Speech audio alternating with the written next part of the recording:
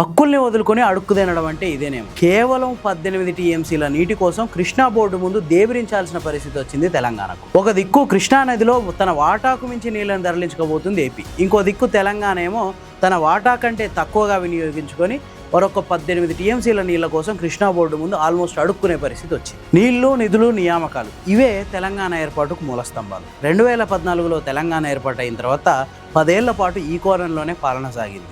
సాగునీటి రంగంలో విశేషమైన కృషి జరిగింది. దాంతో ఒకప్పుడు 30 లక్షల టన్నుల మాత్రమే వరిధాన్యం పండే ఈ రాష్ట్రంలో 1,30,00,000 టన్నులకు పైగా వరిధాన్యం పండే పరిస్థితికి తెలంగాణ చేరుకుంది. అయితే ఇట్లాంటి పరిస్థితుల్లో గత 2 ఏళ్ల నుంచి రాష్ట్రానికి ఆల్మోస్ట్ గ్రహణం పట్టిందనే చెప్పొచ్చు. ప్రధానంగా సాగునీటి రంగంలో మనకు హక్కుగా రావాల్సిన నీళ్లని కిందికి వదిలేసి తర్వాత అదే నీళ్ల కోసం కృష్ణా బోర్డు ముందు చిప్పబట్టుకొని దేబరించాల్సిన పరిస్థితి వచ్చింది. తాజాగా హైదరాబాద్ తాగునీటి అవసరాల కోసం 18 టీఎంసీల నీళ్లు కావాలని చెప్పి తెలంగాణ గవర్నమెంట్ కృష్ణా బోర్డుకు ఒక లేఖ రాస్తే ఆలోచించి 16 టీఎంసీల నీళ్ళని ఇట్లా విధిల్చింది కృష్ణా బోర్డు. చూడండి ఎక్కడి నుంచి ఎక్కడికి వచ్చినాము. ఒకప్పుడు హక్కుగా వాడుకున్న నీళ్ళని ఈరోజు మొత్తం ప్రాజెక్టులన్నీ తీసుకెళ్లి కృష్ణా బోర్డు పరం చేస్తే అదే కృష్ణా బోర్డు ముందు చేతులెత్తి అడుక్కోవాల్సిన పరిస్థితి వచ్చింది నీళ్ల కోసం, తాగునీళ్ల కోసం.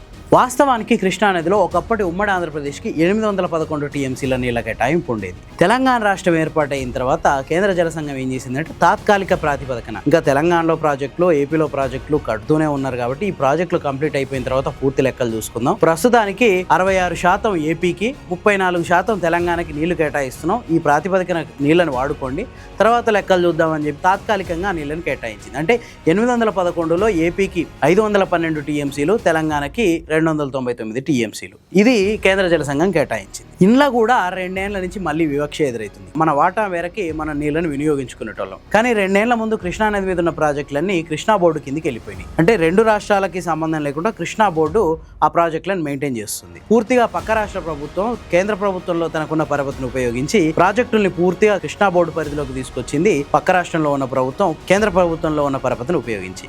అయినా కూడా తెలంగాణ ప్రభుత్వం చోద్యం చూస్తూ తనకేమి పట్టనట్టు చేష్టలుడికి కూర్చు. దాంతో ఇప్పుడు అదే కృష్ణా బోర్డు ముందు మనకు కావాల్సిన నీళ్ల కోసం దేవరించాల్సిన పరిస్థితి వచ్చింది. 512 టీఎంసీల నీళ్ల వాటా ఉంటే ఆంధ్రప్రదేశ్కి ఆల్రెడీ 771 టీఎంసీలని ఏపీ వాడుకుంది. మొత్తం కృష్ణా నది మీద ఉన్న ప్రాజెక్టుల నుంచి నీళ్లన్నింటినీ తరలించకపోయి అక్కడ ఏపీలో ఉన్న చిన్న పెద్ద చెరువులు, రిజర్వాయర్లు మొత్తం నింపేసుకుంది. కృష్ణా నది మీద ఉన్న ప్రాజెక్టులను ఖాళీ చేసింది. 512 టీఎంసీల కేటాయింపులుంటే 771 టీఎంసీలను ఉపయోగించుకుంది. అంటే అదనంగా 86 టీఎంసీలని వాడుకుంది. ఇంకో దిక్కు ఒకసారి తెలంగాణ పరిస్థితి చూస్తే 299 టీఎంసీల కేటాయింపు తెలంగాణకు ఉంది, అంటే 34%. ఇందులో తెలంగాణ వాడుకుంది ఎంతో తెలుసా? కేవలం 202 టీఎంసీలు, అంటే 25%. ఒక దిక్కు ఏపీ ఏమో తన వాటా కంటే ఎక్కువ తరలించుకుపోతుంటే ఇంకో దిక్కు తెలంగాణ తన వాటా కంటే తక్కువ వాడుకొని తాగునీటి కోసం కృష్ణా బోర్డు ముందు తెల్లముఖం వేసి నిలబడ్డది. హక్కుల కోసం కొట్లాడాల్సిన చోట ఈ అడుక్కోవడం ఏంది? ఇది రాష్ట్రానికే అవమానం కాదా?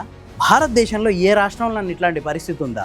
ఏ రాష్ట్రం ఉన్నా తన లోపల ఉన్న ప్రాజెక్టుల్లో నుంచి నీళ్లను వినియోగించుకోవడానికి ఎక్కడో ఏదో బోర్డు ముందు దేవరించాల్సిన పరిస్థితి ఉందా? ఒక తెలంగాణలో తప్పితే 2 ఏళ్ల నుంచి ఇదే పరిస్థితి. లాస్ట్ ఇయర్ కూడా మనకున్న కేటాయింపుల కంటే తక్కువ నీళ్ళనే వినియోగించుకున్నాం. ఈ 2 ఏళ్ల నుంచి ఇదే పరిస్థితి. అంతకుముందుకు ఖచ్చితంగా మన కేటాయింపుల్ని పూర్తిగా వాడుకున్నాం. ఏ నీళ్ళని ఎక్కడ వాడుకోవాలో దానికి తగ్గట్టు కేటాయింపులు చేసుకున్నాం.